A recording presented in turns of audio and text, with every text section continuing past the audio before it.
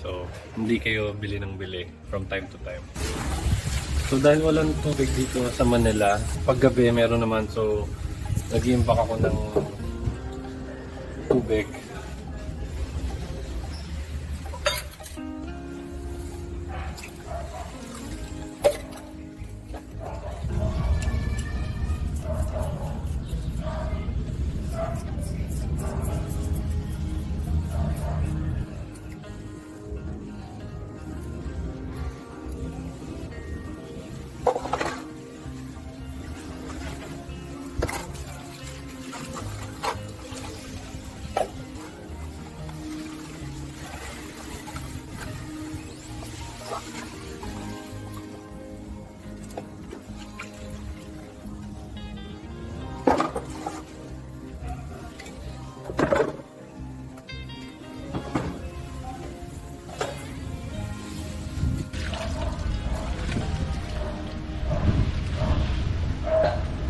Gusto yung work hard. So, lilipat na natin to, yung plants natin.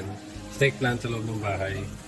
Unfortunately, wala pa tayong mga tray para dun sa tubig. Pag diniligan natin sila, hindi sila nag-overflow or nagkakalat sa ilalim na parang nagwiwi yung plant.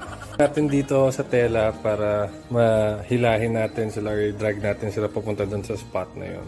So, doon natin lalagay yung isang snake plant natin and then yung isang silum.